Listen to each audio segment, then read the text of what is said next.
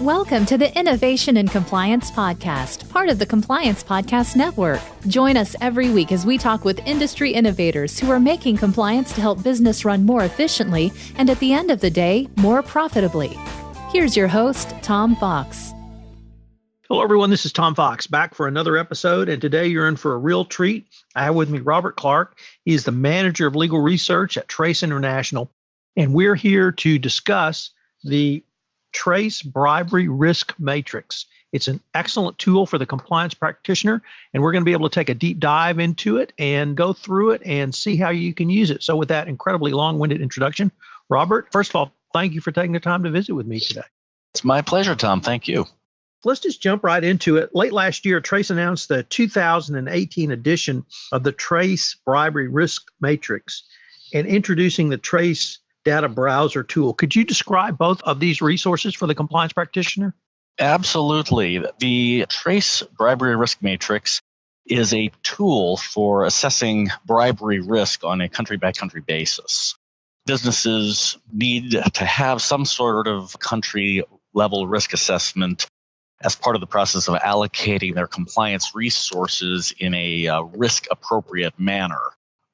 Before 2014, the best available resources for doing this were general evaluations of the perception of corruption in each country. TRACE concluded that the business compliance community needed something more specifically tailored to its anti-bribery needs. And so, with the help of the RAND Corporation, we developed the Bribery Risk Matrix, which does two things that are distinctive. One, it focuses on business bribery risk. It is not simply assessing levels of corruption or the perception of levels of corruption. It's zeroing in on a specific kind of risk to a specific group of people engaged in the economy. The other thing it does is it takes a multidimensional view of that risk, seeing it not as simply a static fact about a country or even a dynamic and changing fact about that country. It is not a single thing that really can appropriately and completely be simply compared and weighed from country to country. It takes different forms. It has different profiles.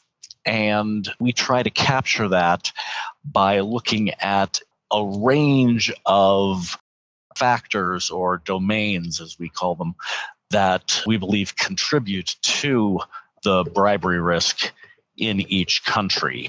So it's that multidimensionality and the specific concern with business bribery that distinguishes the bribery risk matrix.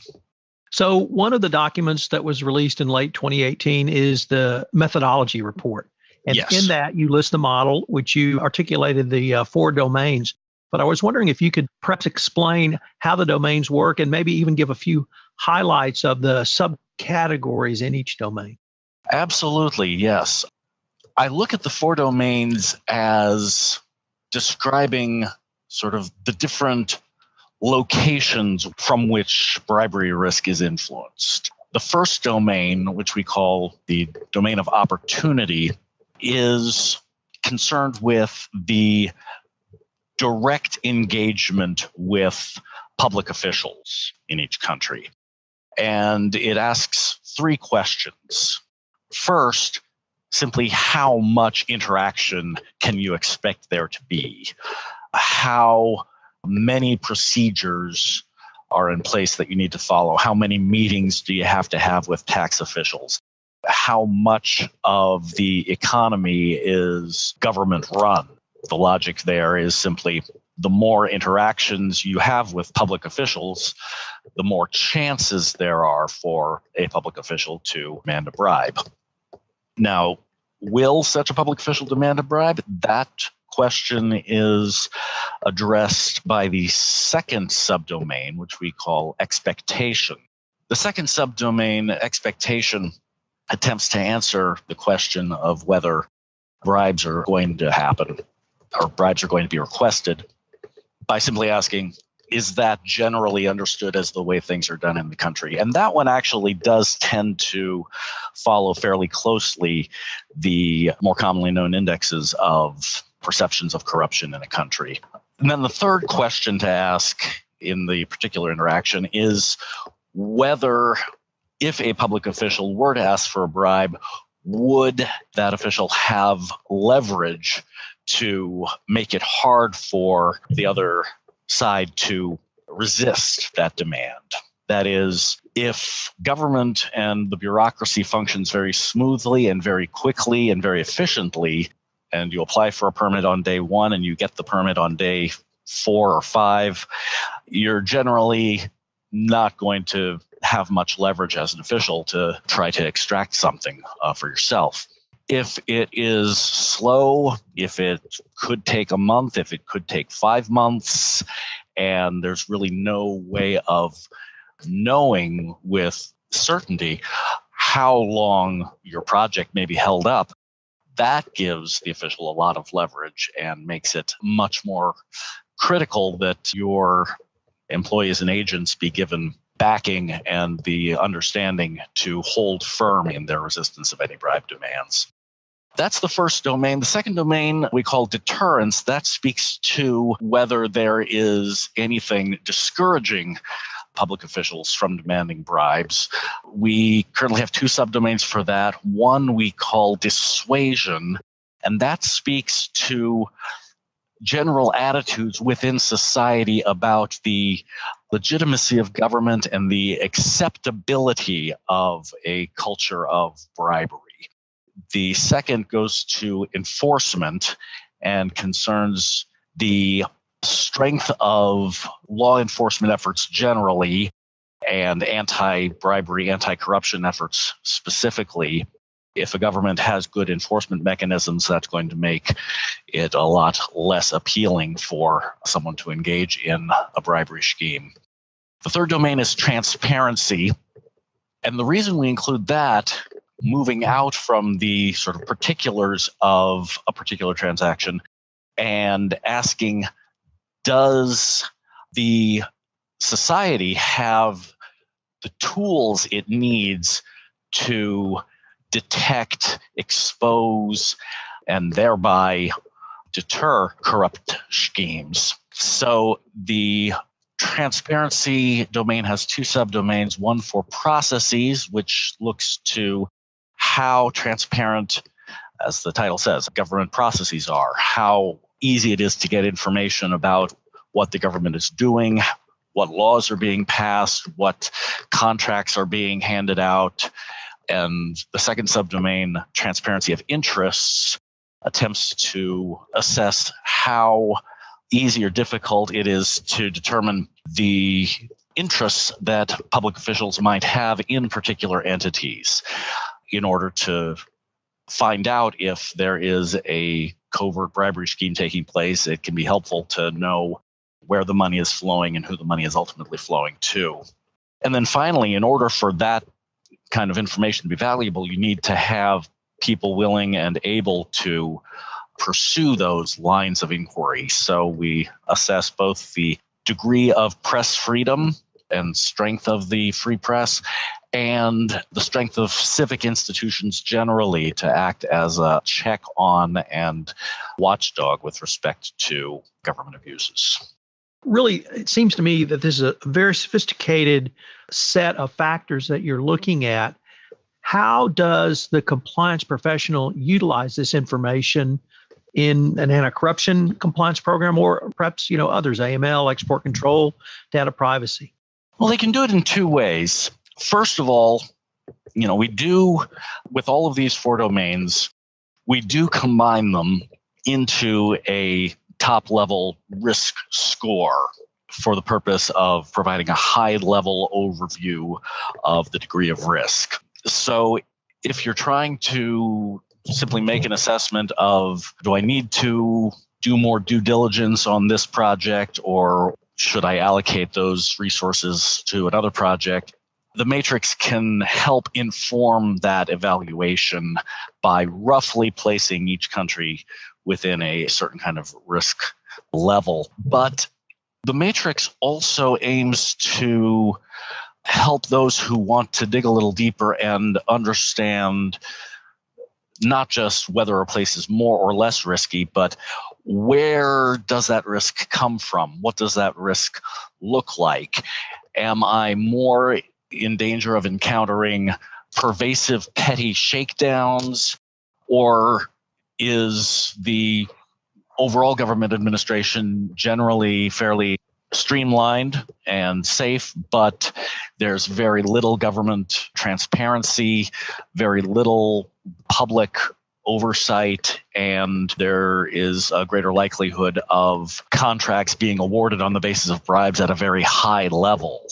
That's going to call for a very different sort of response on the part of businesses to ensure that they are not complicit in any such scheme. Robert, the matrix really appears to be much broader than simply corruption. Why do you think it's important to have a broader look for not just a compliance professional, but for a business looking at conducting commercial operations outside of the United States? Well, that's a good question. And I'd say that it is broader than corruption in that it's looking at things like general law enforcement climate, government transparency, press freedom. It's also narrower than simply corruption because it's focusing on business bribery as such.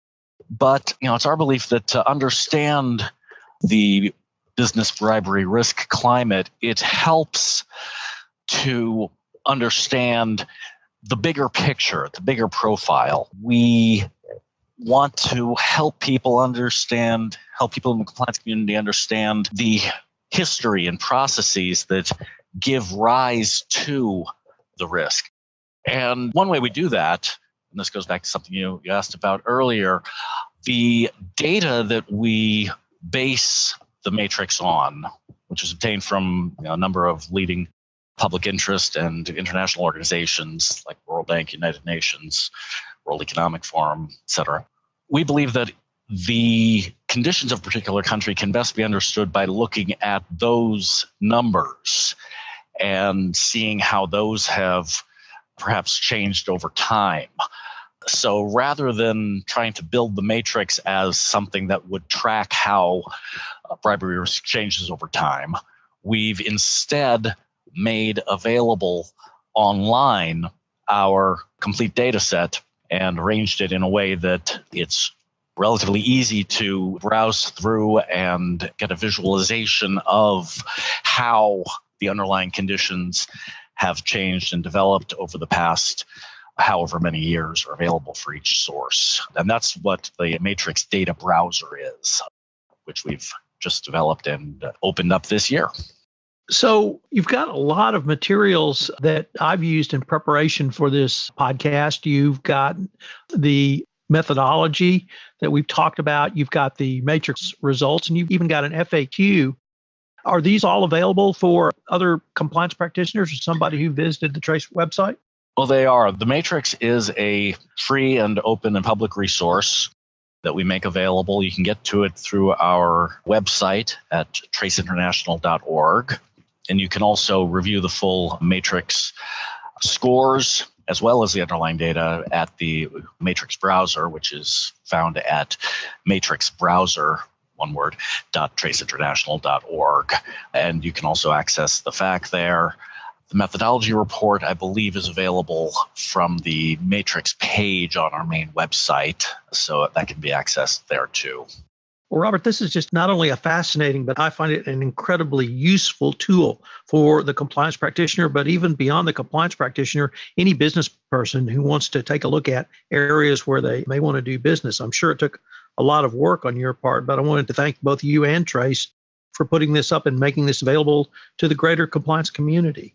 Well, it's been our pleasure. We think the question of what causes bribery risk and how does it develop is an interesting one, and one that hasn't really scratched the surface yet of understanding. So we hope with the Matrix not only to provide a good, useful tool for the compliance community, but also to further the broader discussion among that community and among the academic community and the policy community about how to work together to address the problem of business bribery.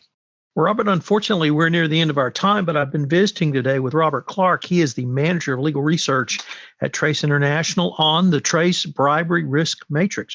Robert, thank you for taking the time to visit with me today. Absolutely, Tom. My pleasure.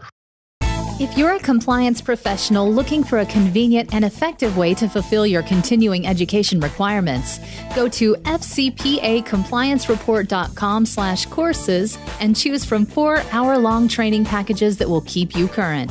That's fcpacompliancereport.com/courses.